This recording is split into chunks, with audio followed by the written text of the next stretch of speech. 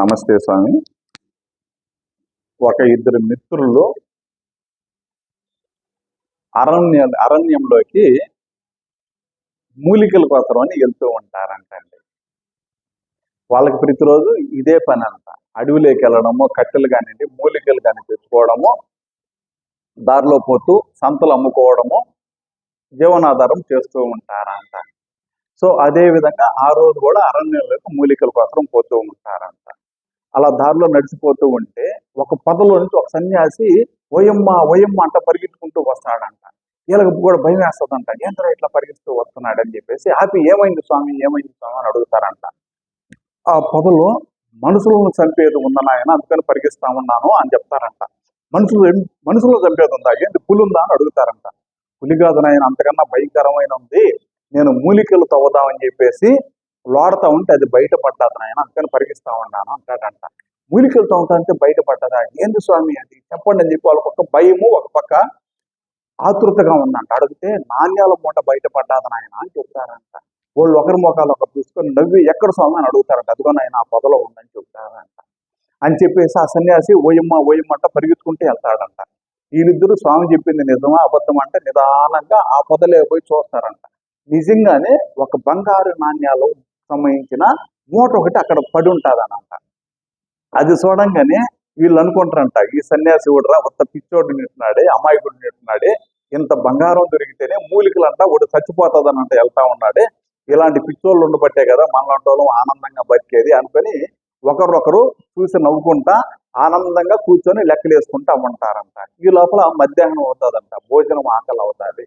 అప్పుడు ఇద్దరు మాట్లాడుకుంటారు, ఈ టైంలో మనం ఈ యొక్క బంగారు నాణ్యాల మూటని ఇంటికి కానీ తీసుకెళ్తే ఊళ్ళో వాళ్ళందరూ చూస్తారు, అనుమానం వస్తుంది, ఇదేంద్రా వీళ్ళు మూట ఎత్తుకొని పోతున్నారే మూలికలు లేకుండా అనుమానం వస్తుంది. అట్లా ప్రజలకి అందరికీ తెలిసి రాజుగారికి తెలిసిందంటే మనల్ని పిలిపించి ఎన్ని పెరుక్కుంటాడు, దానికని చీకటి పడిన తర్వాత ఈ నాణ్యాల మూటని మనం ఇంటికి తీసుకెళ్దాము, ఈ లోపల ఆకలి అవుతుంది కదా, ఒకరు ఊళ్ళోకి వెళ్ళి భోజనం చేసుకొచ్చి ఒకరు ఇక్కడ కాపలా ఉన్నాము అనుకుంటారంట. అది కరెక్టేననుకొని ఒకడు ఊళ్ళోకి వెళ్తాడంటే ఇంకొకడు అక్కడే కూర్చుంటాడంట.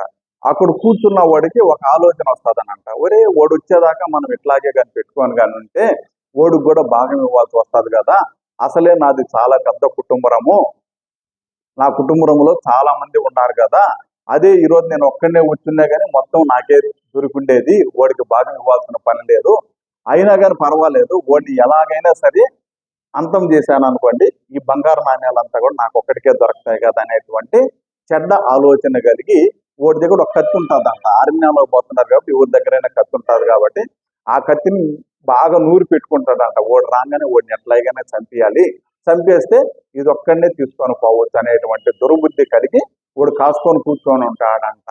సో అదే విధంగా ఊళ్ళోకి వెళ్ళిన తర్వాత ఓడి పాత ఆలోచన వస్తుందనంట, ఒరే ఈ రోజు ఇద్దరం వచ్చినాం అనవసరంగా, నేను ఒక్కడనే వచ్చింటే బాగుండేది కదా, ఎందువల్లంటే నాకు చాలా అప్పులు ఉన్నాయి, ఆ బంగారు నాళ్ళని నాకు ఒక్కరికే కానీ దొరికే కానీ అంటే నేను సంతోషంగా గడుపుండేవాడిని కదా, నేను నా కుటుంబ సభ్యులము అనుకుంటూ ఊళ్ళోకి పోయేసి అన్నం తీసుకొని వస్తా ఒక ఆలోచన కలుగుతుందంట.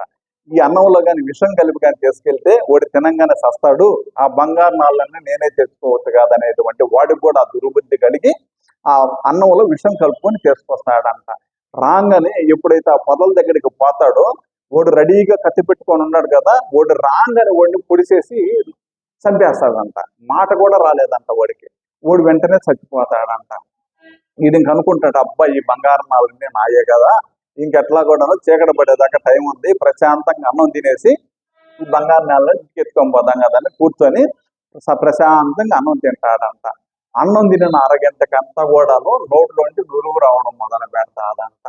ఎప్పుడైతే నురుగు రావడం మొదలు పెడతాదో అప్పుడు వస్తుందంట వాడికి అనుమానం, ఓ ఆ స్వామీజీ సన్యాసి చెప్పింది నిజమేను, ఇక్కడ మనసులను చంపేటువంటిది భయంకరమైన ఉందని చెప్పాడు కదా, ఇదే కదా దురాశ అంటేను, అలా కాకుండా ఇద్దరము కానీ ప్రశాంతంగా చెరువులు తీసుకొని ఇద్దరము బాగుపడి ఉండేవాళ్ళము, సో దానికని నాణ్యాలు ఎప్పటికైనా కానీ ఇతరులను ఇబ్బంది పెడతాయి తప్ప మంచి చేసేటందుకు అవకాశాలే లేవు. నాణ్యాలు తల్లి బిడ్డల మధ్య చిచ్చు పెడతాయి, తోడబుట్టిన వాళ్ళ దగ్గర కూడాను చిచ్చులు పెట్టేటందుకు అవకాశాలు ఉంటాయి, ఇద్దరు స్నేహితుల్ని విడకట్టేటందుకు కూడా అవకాశాలు ఉంటాయి. దానికని ధనము కాడ చాలా జాగ్రత్తగా ఉండాలి. దురాశ అనేది కానీ కలిగిందనంటే ఎట్లాంటి వాళ్ళనైనా కానీ సరే విడగొట్టి నాశనం చేసేటందుకు అవకాశాలు ఉంటాయి. దానికని దయచేసి దురాశకు పోకుండా ఉన్నదాంతో తృప్తిపడి ఎలా ముందుకు పోవాలనేది ప్రతి ఒక్కరూ ఆలోచించవలసిందిగా కోరుకుంటూ ఉన్నాను. ధన్యవాదాలు.